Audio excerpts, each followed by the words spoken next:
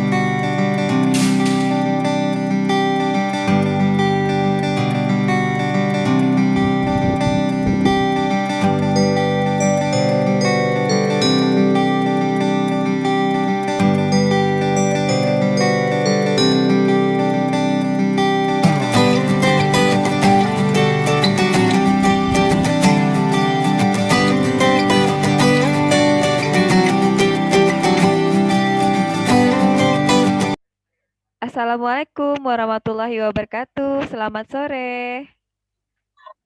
Waalaikumsalam warahmatullahi wabarakatuh. Waalaikumsalam Sore, Bu. warahmatullahi wabarakatuh. Terima kasih atas partisipasinya. Baiklah, kita mulai ya kegiatan kita hari ini. Ibu akan membacakan sebuah cerita dari buku yang berjudul Etika Bertamu. Di bagian 1, Ibu sudah melakukan kegiatan ini bersama Liliani, Elisa Dwi. Nah, sekarang bagian kedua, Ibu bersama Liliani lagi, Alif Rezi, dan Diski. Oke, tidak apa-apa. Mudah-mudahan kegiatan ini kan akan terus berlanjut. Semoga semakin ramai. Nah, untuk cerita ya membacakan nyaring itu boleh dari ibu guru, boleh juga dari siswanya yang membacakan. Nah, cerita yang akan dibacakan itu anak-anak bisa request misalnya, Bu, nanti pengen ceritanya tentang yang lain gitu, boleh ya? Boleh request. Dan yang Ibu bacakan ini cerita yang di luar pelajaran, tapi cerita fiktif, artinya bukan kenyataan. Oke, kita mulai. Judulnya adalah Bertamu ke Rumah Sarah. Andin melirik jam dinding. Ia telah selesai mengerjakan pekerjaan rumah beberapa menit yang lalu. Sudah jam 3 sore, Andin bangkit dari meja belajarnya dan pergi keluar kamar. Ibu terbiasa sibuk di dapur mempersiapkan makanan kecil pada sore hari. Namun, ia tidak menjumpai siapa-siapa di dapur. Mbok Nah juga tidak terlihat. Andin mencari ke belakang rumah. Ia juga tidak menemukan ibu. Akhirnya, ia menemukan Mbok Nah yang ada di halaman samping rumah. Mbok Nah tengah mengumpulkan sampah-sampah di sana. Ibu kemana, Mbok? Tanya Andin pada Mbok Nah. Oh iya, Mbak. Ibu sedang pergi ke pasar. Tadi ibu mau ajak Mbak Andin, akan tetapi Mbak Andin sedang sibuk belajar. Jawab Mbok Nah. Oh begitu, Mbok. Mendengar jawaban Mbok Nah, Andin sedikit kecewa. Sebenarnya, ia ingin sekali jalan-jalan keluar rumah. Andin kembali ke kamarnya. Sesampainya di kamar, ia hanya berdiam diri di atas kasur. Andin terus memandang langit-langit kamar sehingga rasa bosan menyergapnya. Mbak Andin, ini Bu Lana, tante Mbak Sarah, jawab Mbok Darmi memperkenalkan mereka. Andin mengangguk sopan pada wanita itu. Selamat sore tante, sapa Andin. Selamat sore Andin, jawab tante Lana pendek. Andin merasakan nada tidak senang dalam suaranya. Mau bertemu Sarah ya? Tanya tante Lana. Andin menganggukkan kepala. Benar tante, jawab Andin sopan. Tante Lana menatap Andin sesaat. Kamu kan tahu sekarang ini masih jam istirahat. Tiba-tiba pertanyaan itu diajukan oleh Tante Lana sebelum pertanyaan yang mengejutkan Andin. Ya, iya Tante, Andin tergagap menjawabnya. Mbok Darmi tampak menundukkan wajahnya. Kalau begitu, kamu tidak dapat menemui Sarah karena ia masih tidur saat ini. Semestinya kamu juga istirahat pada jam-jam seperti ini. Orang tuamu pasti tidak tahu jika kamu keluar rumah, ucap Tante Lana dengan tegas. Siapa yang masih ingat? Siapa saja tokoh yang ada di dalam cerita ibu tadi? Mbok Darmi, Mbok Nah, Andin, Sarah, Pak Supir Sarah, Ibu, tantenya Sarah. Tante Sarah itu namanya Tante Lana. Satu lagi di akhir di cerita ada ibu. Bu Kadek. Iya, Bu Kadek. Nah, dari cerita tadi yang kamu suka siapa? Karakternya. Andin, Ibu Andin sama Mbok Nah. Kenapa suka? Yang marah-marah tuh. Gimana Liliani? Kenapa suka dengan Andin, dengan Ibu dan Mbok Nah? Kalau Mbok Nah, dia orangnya baik Bu, perhatian sama Andin. Kalau Andin baik orangnya sama dengan ibunya Bu. Oh, lemah lembut. Kalau yang tidak disukai di cerita itu siapa?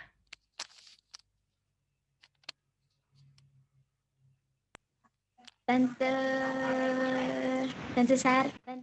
Sarah Bu. Tantenya Sarah yang namanya Tante Lana ya. Kenapa Liliani Tante- tidak suka sama Tante Lana? Karena dia kurang menghormati tamu Bu. Walaupun Andinnya agak salah.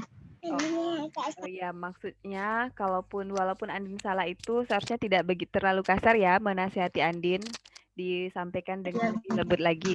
Oke, kira-kira dari cerita ibu itu pesan moral apa yang bisa kalian dapatkan untuk diterapkan di kehidupan sehari-hari? Pesan moralnya apa?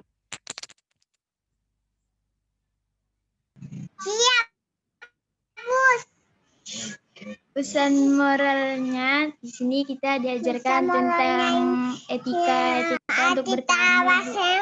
Nah, seperti apa sih etika bertamu berdasarkan cerita yang Ibu sampaikan tadi? Harusnya bagaimana kita kalau bertamu ke rumah orang? Bertamu kalau bertemu malam itu untuk sepentingnya. Ya. Misalnya kalau bertamu Pulangnya jam berapa kalau malam? pulangnya jam 9:30 biar enggak ganggu ke rumah. Tidur malam. Kalau menurut Diski bagaimana? Kalau menurut Diski bagaimana Diski? Pesan moral yang disampaikan dari cerita tadi apa?